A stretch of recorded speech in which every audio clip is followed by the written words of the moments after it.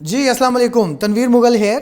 جیسا کہ آپ جانتے ہیں کہ ہم لوگوں نے آپ کو ریئل اسٹیٹ کے کامیاب لوگوں کے ساتھ ملوانے کا ایک انٹرویو سیریز کا آغاز کیا ہوا ہے، جس میں ہم آپ کو سیزنڈ لوگوں کے ساتھ ملاقات کراتے ہیں جو ہماری ریئل اسٹیٹ میں کام کر رہے ہیں، بڑی کامیابیاں بھی حاصل کی ہیں اور ماشاءاللہ مثبت امپیکٹ بھی مارکیٹ میں لے کے آ رہے ہیں۔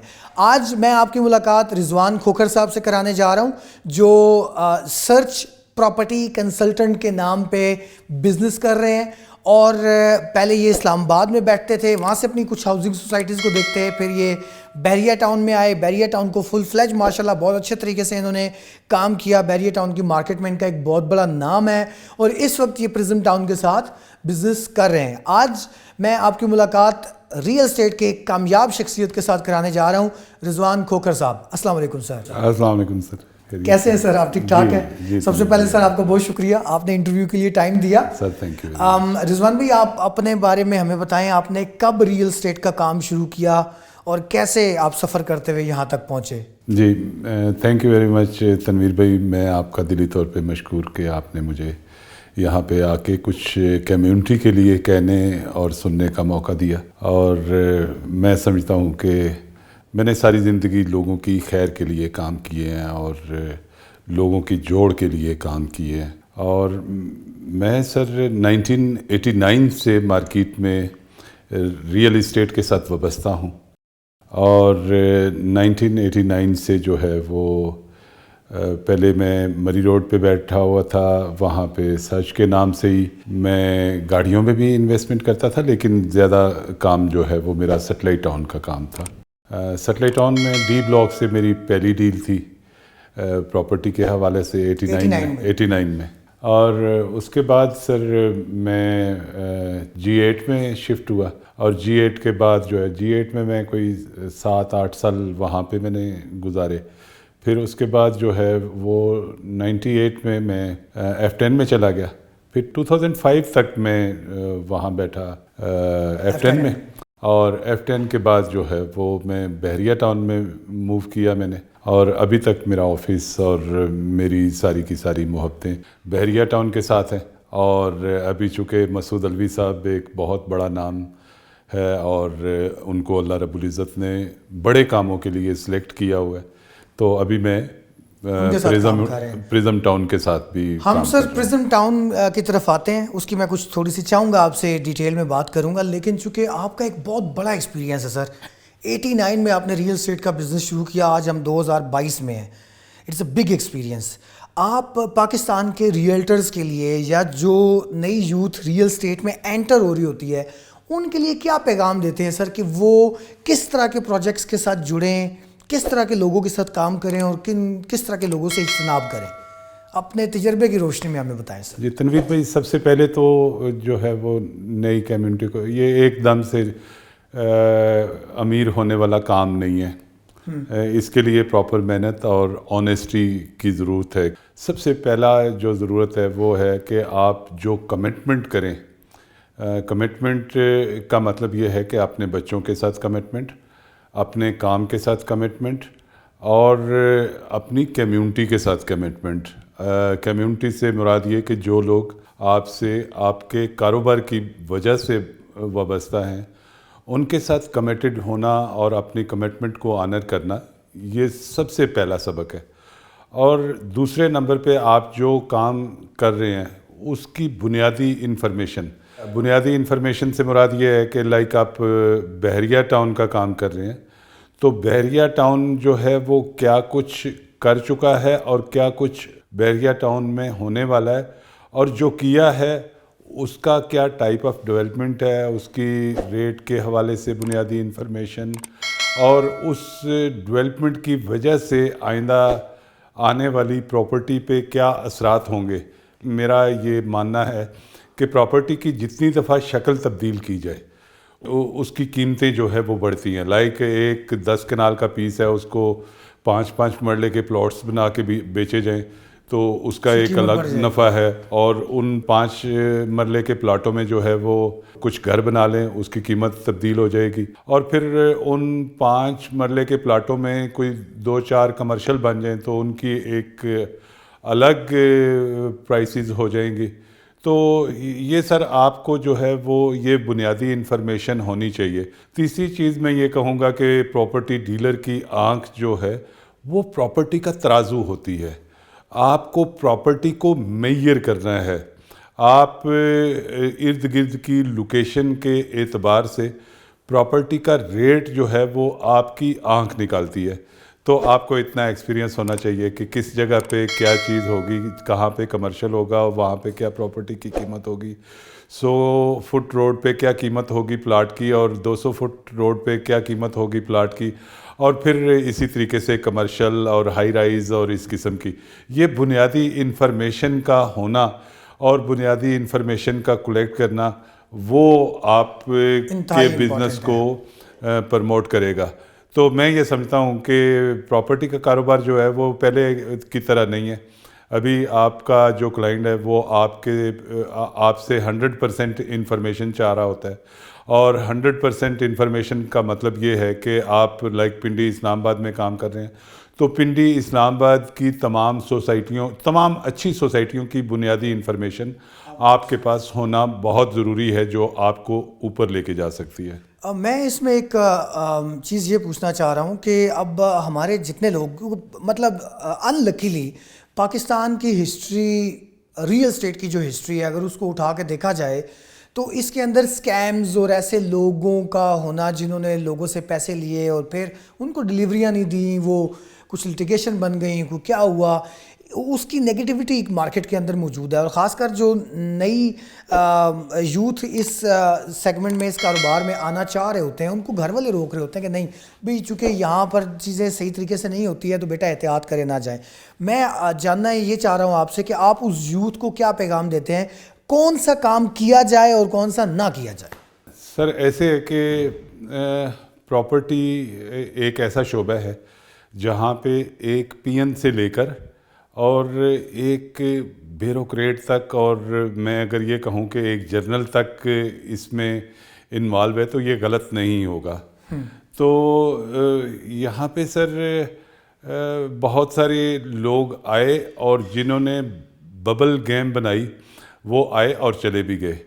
تو اس ٹائپ کا کام جو ہے وہ مارکیٹ میں اب نہیں چلے گا.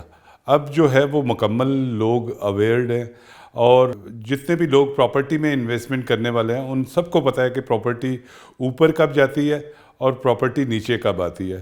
اور میں صرف یہ کہوں گا ان لوگوں کو کہ جو پراپرٹی ایک دم سے اوپر جاتی ہے اور ایک دم سے اوپر نیچے آتی ہے, وہ پراپرٹی کا پیمانہ ٹھیک نہیں ہے.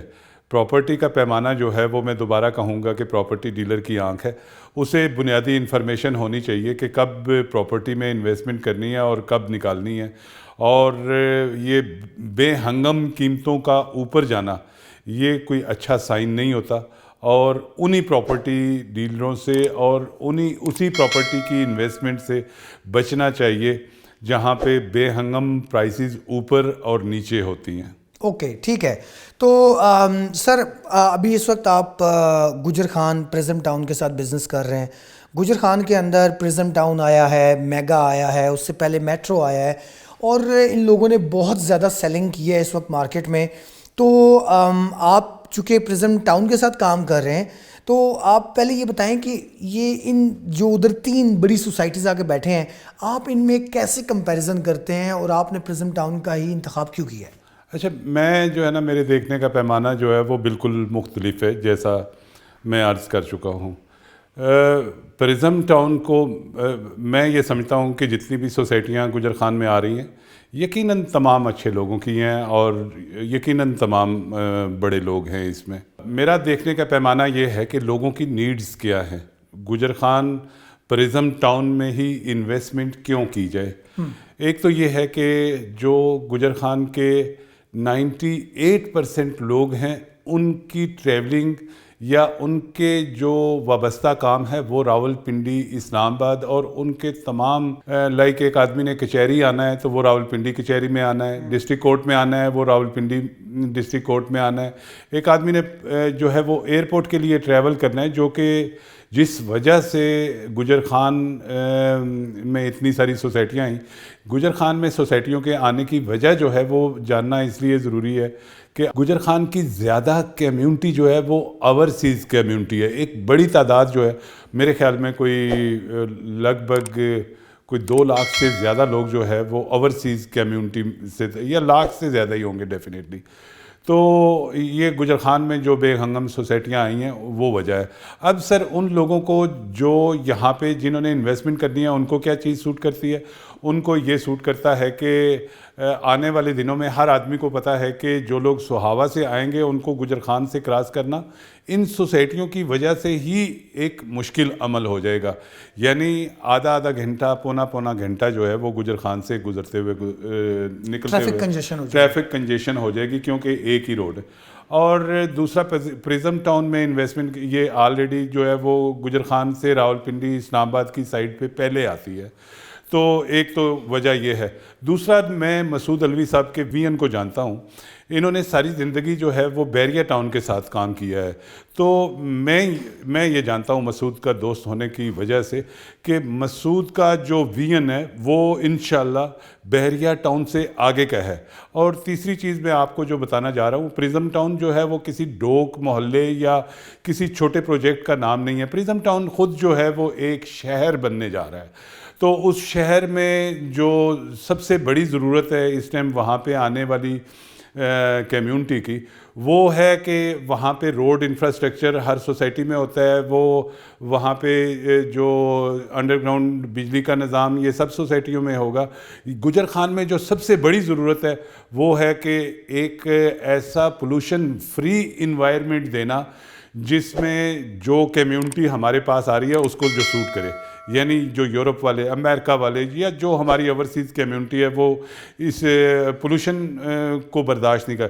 ایک تو میں آپ کو یہ یقین دلاتا ہوں کہ یہ اس چیز کو پروموٹ کرنے جا رہے ہیں. دوسرا جو ہے وہ یہ لوگ چاہ رہے ہیں کہ گرین ایریاز اور پارک اور پبلک بچوں کے جو کھیلنے والے پارکس ہیں اور واکنگ ٹریکس جو ہے وہ ان پہ یہ لوگ بڑی توجہ دے رہے ہیں. اور تیسرا جو ہے وہ بڑے ماڈرنائز قسم کے ان کے جو اپنے پروجیکٹ ہیں, جیسے گلبرگ میں بیریا ٹاؤن میں ایک کمرشل بلڈنگز کا انہوں نے بہت اچھے رجحان کو پروموٹ کیا.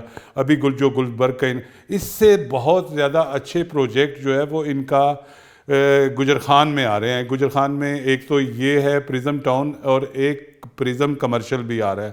اور وہ سر وہاں سے نکلنے والی نئی اور جدید بلڈنگز جو ہیں پرزم شہر کو اس کمیونٹی کے سٹینڈرڈ کے مطابق ڈیل کیا جائے گا. تو میں نے سر اس کی لوکیشن اور دوسرے نمبر پہ اس کی ڈاکومنٹیشن, تمام ڈاکومنٹیشن پنجاب گورنمنٹ سے اپروو ہے. اور تیسری چیز جو مسعود الوی کا وی این ہے اس کی وجہ سے میں نے پرزم ٹاؤن میں کام کرنے کا فیصلہ کیا ہے, کیونکہ مجھے تمام بنیادی, میں کبھی بھی میری 100% میں اگر یہ کہوں تو غلط نہیں ہوگا, میرے کمنٹس میں بھی تمام لوگوں نے چیک کر رہے ہیں کہ میرے کلائنٹ جو ہے وہ 99.9% یوں کہہ لیتا ہوں کہ مجھ سے مطمئن ہے اور میری کروائی ہوئی انویسٹمنٹ سے مطمئن ہے. بہت شکریہ سر, آپ نے زبردست سالڈ ریزنز دی ہمیں to invest in Gujjar Khan.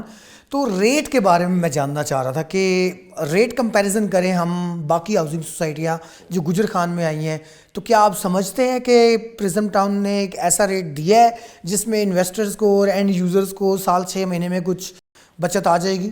Sir rate کے اعتبار سے اگر میں بات کروں تو پرزم ٹاؤن نے بہت کم ریٹ دیا ہے. ڈیفینیٹلی کوئی 40-50 ہزار لاکھ روپیہ جو ہے وہ دوسری سوسائٹیوں سے زیادہ ہے. لیکن ایک چیز ذہن میں رکھیں کہ ایک ہے کہ آبادی کا رجحان جو ہے وہ آنے والے دنوں میں مجھے اور آپ کو اور یہاں پہ انویسٹمنٹ کرنے والوں کو یہ دیکھنا ہے کہ آبادی کا ماحول راولپنڈی اور اسلام آباد کی طرف ایکسٹینڈ ہونے جا رہا ہے یا سہاوا اور یا جیلم کی طرف ایکسٹینڈ ہونے جا رہا ہے. اگر ہم یہ اسیس کر سکیں کہ واقعی جو آئندہ آنے والے دن ہیں گجر خان والوں کے لیے وہ راولپنڈی اور اسلام آباد کی طرف بڑھنے والے دن ہیں, تو پھر جو ہے یہ ریٹ کچھ بھی نہیں ہے. یہ جو 5 مرلے کے پلاٹس کی قیمت ہے یہ میں سمجھتا ہوں کہ جو سہاوا سے پہلے والی زمین ہے وہ جہاں پہ پرزم کی زمین ہے اس کے مقابلے میں آدھے ریٹ پہ بھی نہیں ہے, आधे से भी कम रेट पे उधर मिल जाती है। तो यहाँ पे जो है वो डेफिनेटली प्रिज्म टाउन की इन्वेस्टमेंट जो है वो बहुत सॉलिड इन्वेस्टमेंट है, बहुत ज़्यादा इन्वेस्टमेंट है, और उस इन्वेस्टमेंट को मद्देनज़र रखते हुए अगर हम रेट का मुआवजा करें तो प्रिज्म टाउन के रेट जो है वो वाकई बहुत मुनासिब हैं। और यही टाइम है, ये चूँकि एक नया शहर बनने जा रहा है, और यही टाइम है कि यहाँ पे इन्वेस्टमेंट अपॉर्चुनिटी को हम अवेल करें। सो नाजरीन, ये थे हमारे साथ आज रिजवान खोखर साहब, जो सर्च प्रॉपर्टी कंसल्टेंट के नाम पे हमारी मार्केट में बिजनेस कर रहे हैं। आज हमने गुजर खान के ऊपर इनके साथ बहुत अच्छी बातचीत की। गुजर खान प्रिज्म टाउन के अंदर बुकिंग करने के लिए आप दिए गए लिंक्स पर रब्ता कर सकते हैं। गुजर खान के अंदर जो अफादियत इस वक्त रिजवान खोखर साहब ने बताई है, इसको देखकर तो मेरा अपना भी ज़हन बन चुका है कि मैं भी कोई 2-4 प्लॉट यहाँ पे ले लूँ अपने लिए, अपने इन्वेस्टर्स के लिए। आप भी बुकिंग कराने के लिए रब्ता करें। Stay tuned. बहुत शुक्रिया।